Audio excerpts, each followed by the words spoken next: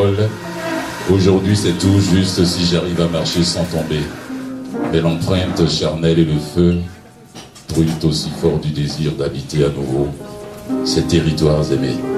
Celui de la parole incandescente et celui du déploiement et de la chute infinie des sens dans l'espace. Mesdames et messieurs, nous aimons accueillir chaleureusement Violaine.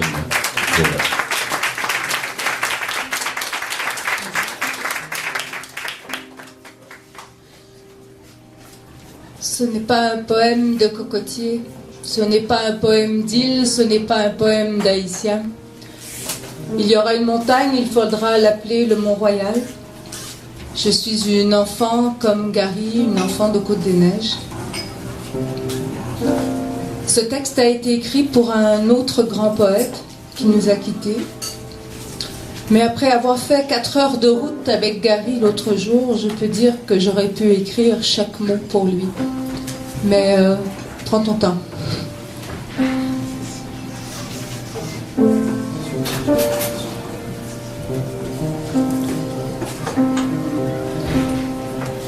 Je suis un homme droit au corps éclaté. J'habite la terre qui s'écrit au présent. Toute douleur ravalée, je parle aux arbres francs, avec la douceur des fièvres possibles et la violente beauté, un homme droit découvre de la terre aux cimes l'empreinte de ses pas.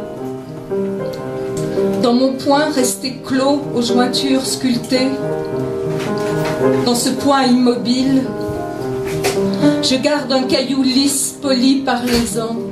Je récolte la pluie dans mes barils de poudre. Les mots gardés, semés dans les jours d'abondance, je chantais au loin la droiture de mes fils. Le blé poussé serré sur le front de ma fille, le courage d'une femme. Et toutes les splendeurs des vallées et des bois dévalent encore dans le chant des ruisseaux qui longent ma demeure. Alors que meurt mon souffle et s'achève ma vie, au pan d'une montagne, j'ai déposé ma tête. Sur un tapis de branches, j'aurais lissé, j'aurais limé l'écorce pour qu'on touche à mon cœur, au plus près des douceurs. J'entends encore rugir nos chants de liberté, les gorges nouées par l'aboiement d'un chien, le pays partagé rentré en grâce. Dans la lumière vibrante des femmes tempêtes, les causes portées à bout de ventre andalou, dessinées au rubis sur la place publique, pour annoncer la joie aux camarades aujourd'hui, à pas lents, à bout de combat et de soumission. J'aurais fait en 100 ans plus de carnage avec ma douceur solide que 1000 paroles proférées à tout vent. J'aurais aimé si fort que resterait amour dans la droiture du geste, dans les dortoirs impossibles et sacrés de l'enfance, poussant chaque nouvelle plume tombée du berceau vers son pays possible et notre rédemption. Je tracerai la ligne au centre du cœur. Je suis un homme droit, au corps éclaté. J'habite la terre qui s'écrit au présent. Aujourd'hui, les mots s'abandonnent et suivent les chemins de joie. Mes mains sont des arbres, j'habite désormais la terre qui s'écrit au présent. Et ni la censure, ni les bûcherons de la censure, la coupe à blanc des idéaux, n'auront d'empreinte sur mes mots qui vont, qui viennent, qui respirent, qui seront éternels comme une valse lente dans ce ciel bleu de poudre. J'aurais écrit ma vie au sang d'une seule détonation. Dans le vide infini, c'est mon seul héritage. Je serai à jamais ce grand arbre allongé dans la cour des grands, abattu par l'amour. Mes racines touchent au ciel. Mon écorce poussière nourrit déjà la terre. Les générations à venir grattent à pleine main dans ce terreau fertile. D'espèces sauvages et rares naîtront nos forêts. Nous n'irons pas fleurir les jardins bien rangés des colonies anglaises. C'est de Pruche et de Tourbe que s'élèvera un jour notre rêve partagé, d'une langue dressée qui incendie le monde. J'habite la terre qui s'écrit au présent. Je suis un homme droit au corps éclaté. Je serai à jamais ce grand arbre allongé, abattu par l'amour d'un pays défendu. Je dépose ma tête au pied d'une montagne. J'ai bâti un fort où mes enfants grandissent dans la calme lumière d'un homme apaisé. J'ai fait de mes combats des récits de bravoure, qu'ils suivent le courant au plus fort de la peur, qu'ils se souviennent du panache des grands animaux, du goût du poisson et du poids des cartables. Mon grand front tourmenté comme un lac calme se repose du dernier orage. J'irai par un chemin de pluie, nourrir les sentiers du nouveau monde. Je serai le dernier survivant de cette hécatombe. Je serai ce poème qui résonne quand on abat un arbre en haut d'une montagne, la force de la terre.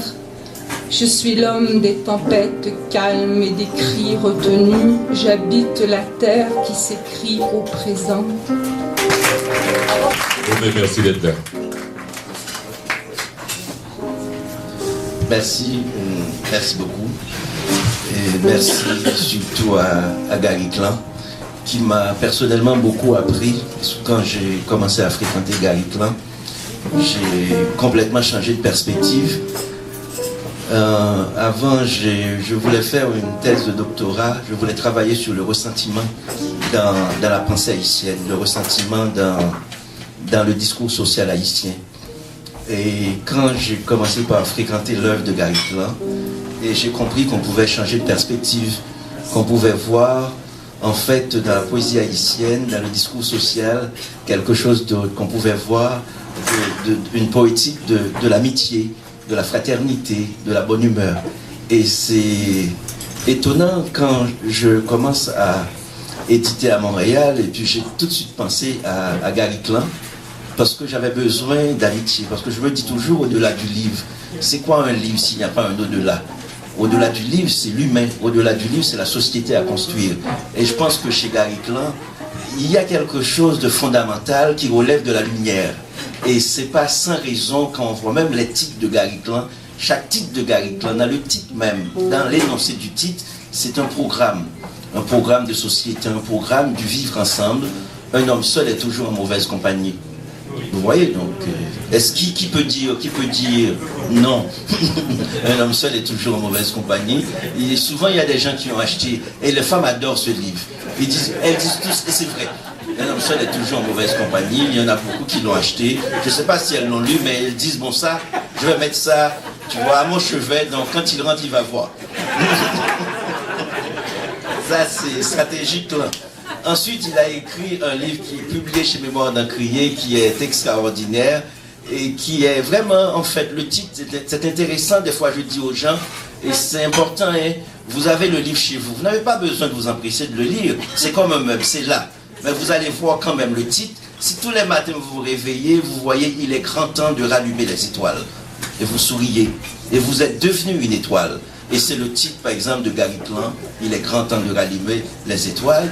Et puis il y a un autre titre aussi qu'on a publié chez Mémoire d'Encrier, c'est Toute terre est prison, qui a un titre fondamental. Parce que souvent, on est dans des problèmes, on est vraiment dans des ressentiments au niveau politique, qui a la vérité politique, ressentiment au niveau social, qui est ton père, qui est ta mère, qui a le privilège social d'être ici, de parler, etc. Donc je pense que Toute terre est prison, Gary nous enlève de toute tentative d'enfermement sur nous-mêmes, et avec Gary, on est complètement dans l'amitié, mais aussi dans une altérité active, où on est vraiment dans une poésie de la fraternité. Donc, merci beaucoup Gary de nous avoir appris que dans la vie, il n'y a pas que du ressentiment, il y a aussi la célébration. Gary, c'est le poète de la célébration, de l'amitié, de la fraternité.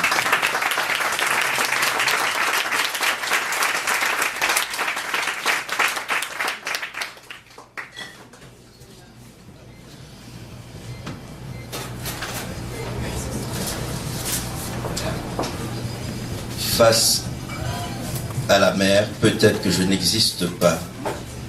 J'existe dans la parenthèse de la peur. la peur d'être cette parole contrariée. Quand le soleil tend ses bras, je deviens un grain de poussière. Je deviens une chose mortelle, un homme entre les hommes, le petit matin rougeoyant des îles, une faille entre les failles, une pierre dans une maison de pierre. Une famille, une feuille tombée entre les feuilles qui tombent, une mouche dans la charogne du jour, une abeille dans l'espérance de la ruche. C'est selon le jour, c'est selon l'heure, c'est selon le vent. Face à la mer, face au soleil, face à la lune, mes ombres dépassent mes corps. Peut-être que je n'existe simplement pas. Peut-être que je suis un cri qui dort. Un autre poème, un dernier pour continuer dans le sens de l'amitié, de la poétique de Gary Klein. Mes amis ont d'étranges genèses.